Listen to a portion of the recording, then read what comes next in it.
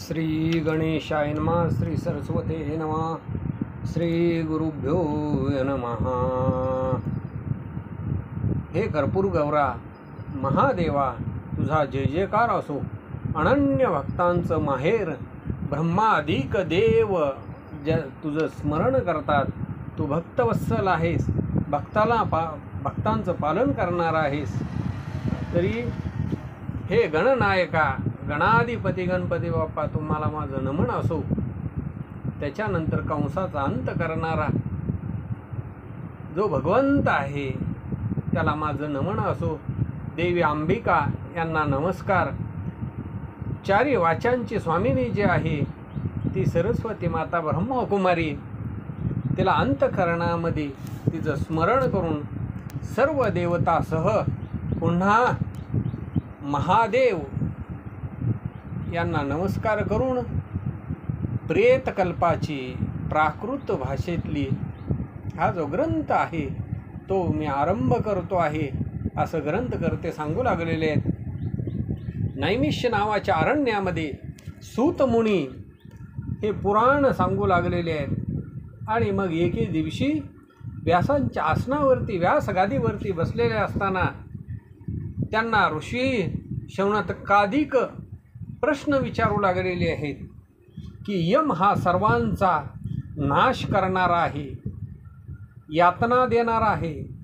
आणि मग त्या यम लोकांचा जो विस्तार आहे, जीवांची काय अवस्था होते, जीवानं काय आचार केल्यानंतर, देह त्यागल्यानंतर कर्माचा प्रकार काय आहे, तो जीव काय भोग भोगतो, हे पहिल्यापासून शेवटपर्यंत जे पुराणानं सांगितलं गेलेलं आहे ते ओळीनं सर्व कथन आपण आम्हाला सांगा, अशी विनंती ऋषी शौनकादिक ऋषी जे आहेत ते प्रश्न करू लागलेले आहेत.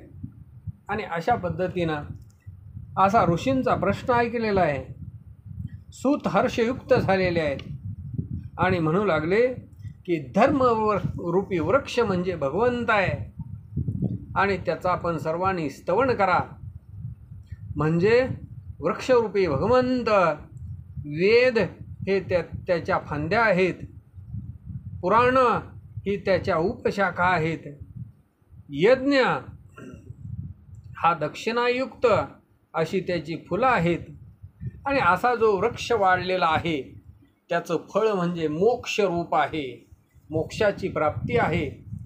आणि असा वृक्षरूपी सर्व साक्षी अणुरेणूमध्ये भरलेला असा तो विष्णू भगवंत, तोच सर्वांठाई भरलेला आहे, तो सर्वांचं कल्याण करणारा आहे. म्हणून सर्वांनी भगवान विष्णूला नमन करा, असं सर्व ऋषीमंडळींना सांगितलेलं आहे. आणि मग कथा सांगू लागलेली आहेत. पूर्वी जो का गरुड, त्या गरुडानं आपला स्वामी जो आहे तो भगवंत, त्या भगवंताला गरुड विचारू लागलेला आहे, हे गोविंदा, हे भगवंता, तुझ्या प्रसादानं, तुझ्या आशीर्वादानं मला सर्व पर्याय खुले आहेत, सर्व लोकांमध्ये मी फिरतो आहे. या विश्वाचा जो पाळा आहे, जो पसारा आहे, त्या सर्वत्र मी जातो आहे. सर्व लोकांच्या रचना मी पाहिलेल्या आहेत. पण हे मधुसूदना, मी यमपुरीची रचना माझ्या डोळ्यानं मला दिसत नाही. जेथे पापी लोकांना पीडा केली जाते तिथं मला जाता येत नाही. या हेतूनं, या उद्देशानं हे भगवंता मी तुम्हाला प्रश्न विचारतो आहे. त्या प्रश्नांचं आपण मला उत्तर द्यावं, त्या प्रश्नांची सोडवणूक करावी. पृथ्वी तलावरती भरतखंड हा विख्यात आहे. मिठाच्या समुद्रानं वेढला गेलेला उच्चवर्णीय, शूरयोद्धा, मध्यमवर्गीय असे सर्व मनुष्य जन्म तिथं होत आहेत. आणि त्याही योनीमध्ये जो पुण्यवान आहे, काही पापी आहेत.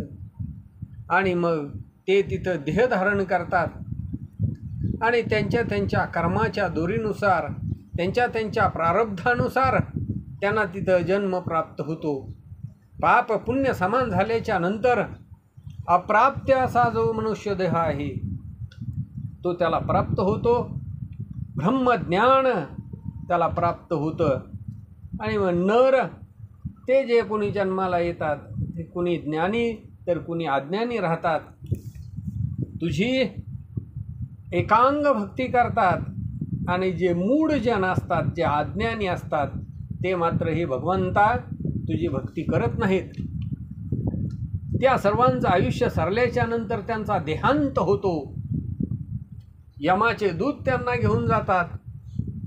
मग त्या लोकांना कोणती कशी कशी प्राप्ती होते. ते मेल्यानंतर सगळेजण ते सर्व मरण पावल्यानंतर कोणतं कर्म करावं, कोणता अधिकार कोणाला आहे, कोणत्या कोणत्या क्रिया कराव्या, देश काल आणि द्रव्यासहित त्याचं नित्यकृत्य कसं करावं, महारोगानं एखादा मृत झालेला असेल, स्वतःच्या देशामध्ये असेल किंवा परदेशाच्या ठिकाणी मरण पावलेला असेल, असे मरण पावलेले लोक त्यांच्या मरण पावलेल्या दिवसापासून वर्षभरापर्यंत कसं कर्म करावं ते सर्व अनुक्रमानं पहिल्यापासून सर्व मला सांगा. हे भगवंता, आपला कृपेचा हात माझ्या डोक्यावरती आहे आणि म्हणून मला सर्वत्र फिरता येतं, सगळे लोक पाहता येतात. पण यमलोकामध्ये मात्र मी गेलेलो नाही, मी तिथं जात नाही. त्याच्यामुळं त्या प्रेतांची दशा काय होते, स्वर्गामध्ये त्यांची काय अवस्था होते, हे माधवा, हे भगवंता, ते निरूपण आपण मला सांगा. असा जो तीक्ष्ण असा प्रश्न आहे तो गरुडाने भगवंताला विचारलेला आहे. भगवंताने ऐकलं आणि म्हणू लागले, हे भाग्यवंता गरुडा, सर्व यथार्थता तू विचारलं गेलेला आहे आणि म्हणून तेच मी तुला सांगतो, ऐक. श्राद्धाचे 3 भेद असतात, 3 प्रकार असतात. नवश्राद्ध आणि नवमिश्र श्राद्ध असं दुसरं श्राद्ध आणि तिसरं श्राद्ध म्हणजे पुराण श्राद्ध आहे. अशा श्राद्धाच्या 3 पद्धती आहेत. मेलेल्या दिवसापासून 10 दिवसापर्यंत त्याला नवश्राद्ध असं म्हणतात. सर्व ऋषी नवश्राद्ध असं त्याला म्हणतात. 11व्या दिवसापासून वर्ष श्राद्ध होईपर्यंत जी श्राद्ध असतात त्याला नवमिश्र श्राद्ध म्हणतात, असं श्राद्ध पुराणामध्ये सांगितलेलं आहे.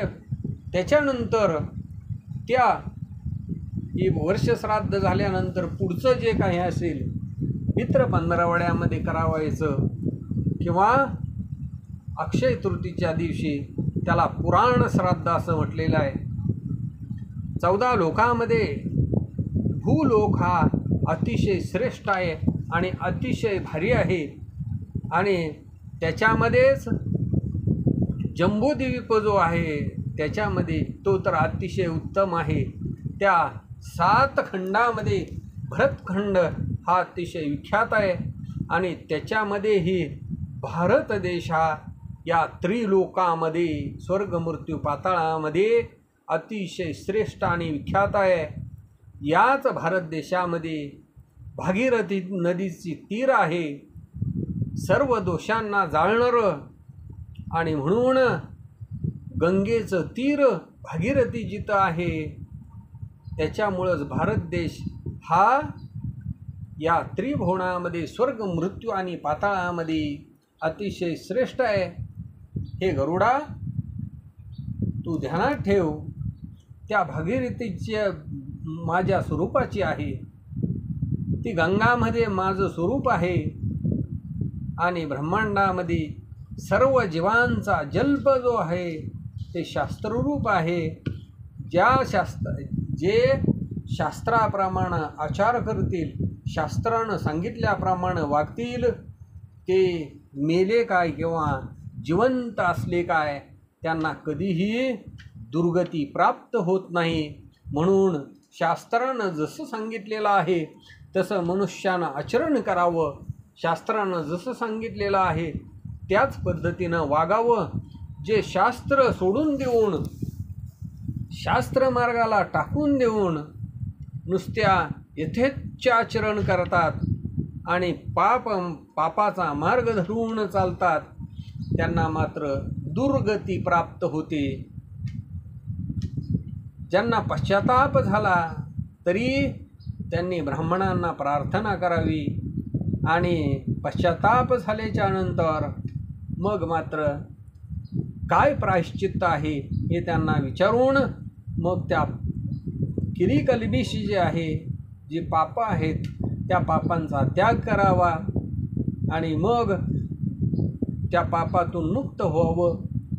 जे पापाचरण करतात त्यांच्याजवळ ज्ञानभक्ती नसते आणि मरेपर्यंत ते प्रायश्चित्त घेत नाहीत. मग मात्र त्यांना शेवटी अतिशय घोर असा नरक भोगावा लागतो आणि नरकामध्ये भोग भोगल्यानंतर पुन्हा जन्म प्राप्त होतो. पण जन्म प्राप्त झाल्याच्या नंतरसुद्धा त्या जन्मामध्ये पूर्वजन्मातल्या सर्व पापांची चिन्ह उमटली जातात आणि तीच चिन्ह कशी उमटली जातात त्याचं यथा पद्धतीनं निरूपण सांगतो. ज्याने पूर्वीच्या जन्मामध्ये ब्राह्मण मारलेला आहे अथवा त्याचा अपमान केलेला आहे, त्याला दारुण असा नरक भोगून पुन्हा जन्म प्राप्त झाल्याच्या नंतर त्याला क्षयरोग प्राप्त होतो आणि तो दारूच्या आहारी जातो, मद्यपानाच्या आहारी जातो. त्याचे दात हे अतिशय काळे कुट्ट होतात. ज्यानं सोनं चोरलं गेलेलं आहे पुढच्या जन्मामध्ये त्याची नखं कुजून जातात. ज्यानं गुरुपत्नीचा भोग घेतला गेलेला आहे त्याला पुढं नरक भोगून पुढच्या जन्मामध्ये गलित कुष्ठ प्राप्त होतं. आपण अथवा दुसऱ्या कोणाकडून ब्राह्मणाचे जे असणाऱ्या निर्वाहाची जमीन, त्याची धनसंपत्ती हरण केली गेलेली असेल, तो हजारो वर्षे असणाऱ्या गटारीच्या किडा होऊन विष्ठेमध्ये पडला जातो. कुणी ब्राह्मणासाठी मी काहीतरी देईन, मी तुम्हाला देईन असं म्हणतो आहे आणि तो देत नाही, असा नरक लोकाला प्राप्त होतो. अशा पद्धतीनं अनेक नरक भोगल्याच्या नंतर पुन्हा जन्माला येऊन दरिद्री होतो. याच्यासाठी जे पंडित आणि चतुर आहेत त्यांनी संक्रांती आदी करून महापर्वाच्या वेळेला दान करावं, गाईचं दान करावं. एका गोदानानं तो निष्पाप होतो. हे अज्ञान पापाचं प्रायश्चित्त आहे आणि म्हणून असं प्रायश्चित्त त्यानं घ्यावं. एका मार्गानं पुण्य करावं, पुण्यकर्त्याची सेवा करावी. क्षणभंगूर देह आहे, हा एक दिवस जाणार आहे हे मात्र लक्षात ठेवावं. अशा पद्धतीनं हा देह प्राप्त होऊन सुद्धा जे कोणी साधूची सेवा करत नाहीत त्यांचा मग मात्र त्यांना दुःख प्राप्त होतं आणि सर्वांच्या देखत त्याचा देह पडला जातो. त्याला परिग्रहाची जी व्याप्ती आहे ती व्याप्ती होते. हे खगपती, हे गरुडा, आपली जी संपत्ती आहे ती संपत्तीचं नियोजन करावं. तिचा काही वापर हा धर्मकार्यासाठी करावा. घरामध्ये धन जे आहे ते घरामध्येच राहतं आणि जे सुहद म्हणजे नातेवाईक आहेत ते नातेवाईक आपली संगती कुठपर्यंत करतात, स्मशानभूमीमध्ये जाईपर्यंत करतात. स्मशानभूमीपर्यंत सगळे सोयरे नातेवाईक सगळेजण बरोबर असतात. शरीर हे अग्नीला जाळून टाकतं, त्यावेळेला बरोबर काहीच येत नाही. येतं ते फक्त जे केलेलं पाप आहे आणि जे केलेलं पुण्य आहे तेच त्याच्याबरोबर येतं. आणि म्हणून जो पापानं लिप्त असा जो कोणी आहे त्याला मात्र असह्य वेदना देणारा जो नरक आहे तो नरक प्राप्त होतो. पुण्य असल्याच्या नंतर तो जीव जो आहे तो स्वर्गाची पायरी चढला जातो. मरण पावलेल्या दिवसापासून गरुड पुराणामध्ये जो विधी सांगितला गेलेला आहे आणि तोच विधी कसा करावा तो आवश्यक करावा. आणि म्हणून एखादा मनुष्य समजा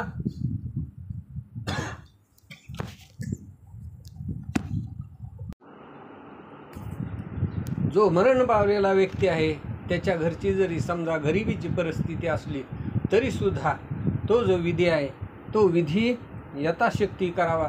गृहस्थ असेल किंवा व्रतत्याग करणारा ब्रह्मचारी असेल त्याचंसुद्धा जो विधी आहे तो विधी करावा.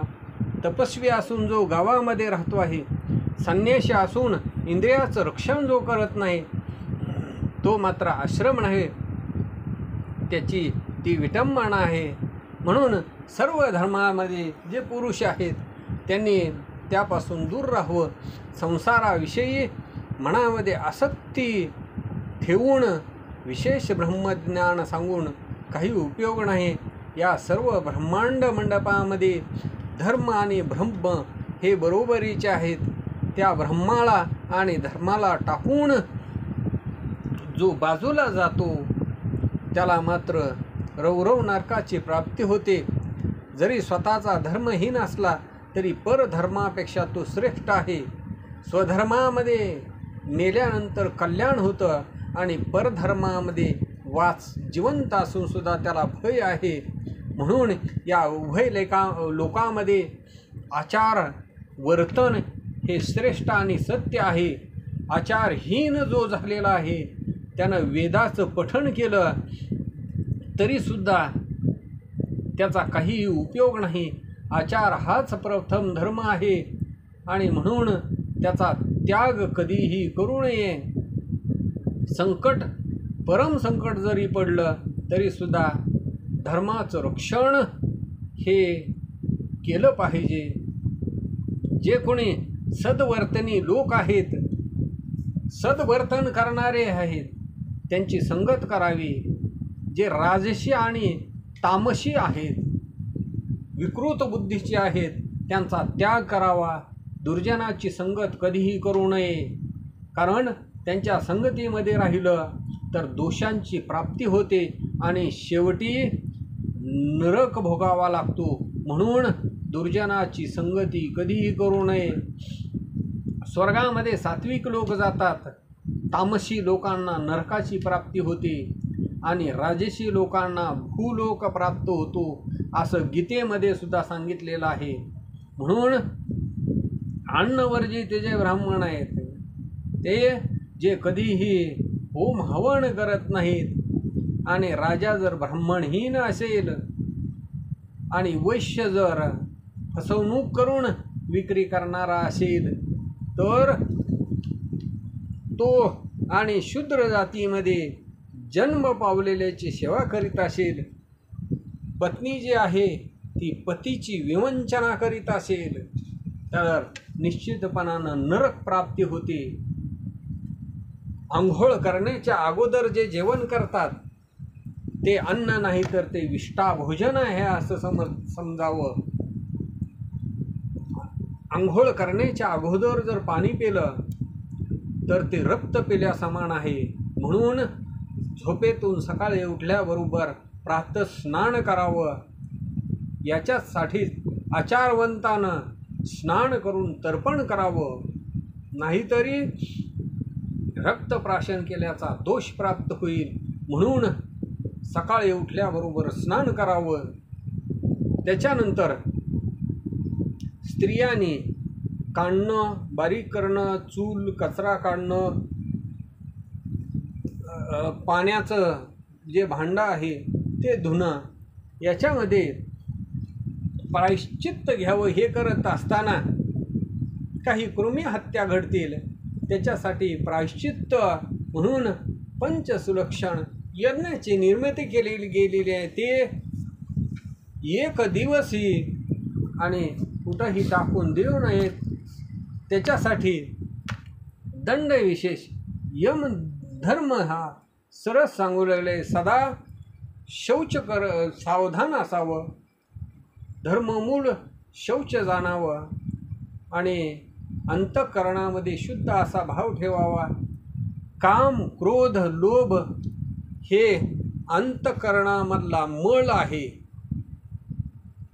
हे 3 कोंभ आहेत, म्हणून याच्यापासून दूर राहावं.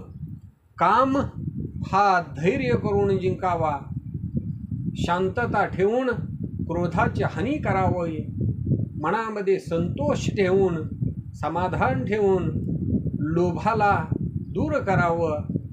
हीच असणारी लीला सुज्ञानांना प्राप्त होते. दान करावं, अध्ययन करावं, होम करावा. या धर्मानं उत्तम असा असणारा ब्राह्मण त्याच्यापासून गती प्राप्त होईल, सुगम असा लोक प्राप्त होईल. म्हणून दान हे निसंभ्रम आहे. ज्यांनी पूर्वी दान केले त्यांना या जन्मामध्ये धनसंपत्ती प्राप्त झाली, आणि पूर्वजन्मामध्ये ज्यांनी काहीच दान केलं नाही ते नर या जन्मामध्ये दरिद्री होऊन जन्माला आले. दीनवाणीनं अन्नासाठी भाकणा करू लागले, अन्न मागू लागले, मलिन झाले, आणि त्याच्यामुळं यथाशक्ती दान द्यावं. परस्त्रीचा सर्वथा त्याग करावा, आणि परस्त्रीला जर भोगलं निश्चितपणानं त्याला नरकाला जावं लागल. इंद्राची इच्छा धरली, चंद्रानं गुरुपत्नी भोगिली, आणि ब्रह्मदेव हा स्वतःच्याच मुलीला पाहून बोलला गेला. महादेव हे मोहिनीला पाहिलं आणि त्या मोहिनीच्या मोहामध्ये पडले गेले. त्याच्यामुळं स्त्री आणि मद्यप्राशन ही मोह पाडणारी आहे, झडप घालणारी आहे, आणि त्याच्यामुळं स्त्रीच्या दृष्टीमध्ये कामाची वस्ती आहे. म्हणून सर्वथा परस्त्रीचा त्याग करावा. असं आचरण केल्यानंतर मेल्यानंतर स्वर्ग सुख त्याला प्राप्त होईल. जसं हिवाळ्याचे दिवस असतील, पावसाळ्याचे दिवस असतील किंवा उन्हाळ्याचे दिवस असतील, त्या त्या ऋतूमध्ये जे जे कर्म करायचं ते केल्यानंतर दुःख कधी प्राप्त होत नाही.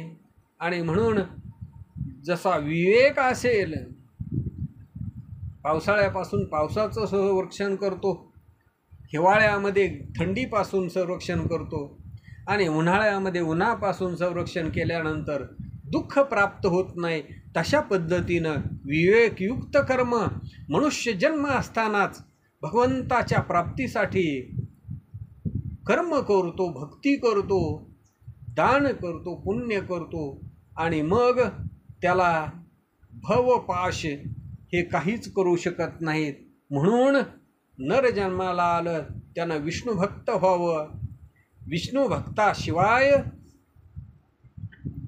सद्गती प्राप्त होणार नाही, नामस्मरणाशिवाय मोक्ष प्राप्त होणार नाही. संपत्ती आणि संभोग हे अनर्थाची दोन्ही कारणं आहेत. आणि असा असणारा विचार मनामध्ये ठेवून रात्रंदिवस नामचिंतन करावं, भक्ती करावी. अगा हे पुण्यवंत गरुडा, तुला या लोकांच्या उपचार कार्यासाठी ही कथा मी तुला सांगत आहे.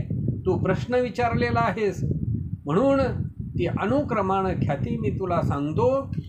हे पक्षीराजा, तुझ्या प्रश्नाचं उत्तर तुला मिळेल. तू चित्त धरून त्याचं श्रवण कर. जो धर्मशास्त्र श्रवण करत नाही तो कधीही उद्धारला जात नाही, असं स्वतः भगवंतानी गरुडाला सांगितलं. अध्यायाची पूर्णता होत असताना गरुड पुराणामध्ये पवित्र असा प्रेताविषयीचा विचार गरुडाला श्रीहरी भगवंतांनी सांगितला आणि तीच सर्व कथा ऋषींना सूत महाराजांनी सांगितली. माधव नावाचे ग्रंथकर्ते विनंती करून बोलू लागलेले की मी ही प्राकृत भाषेमध्ये लिहिलं गेलेलं आहे. श्रोते साधूंनी जे काही कमी असेल ते कृपा करून आणि मला क्षमा करावी असं म्हणू लागले.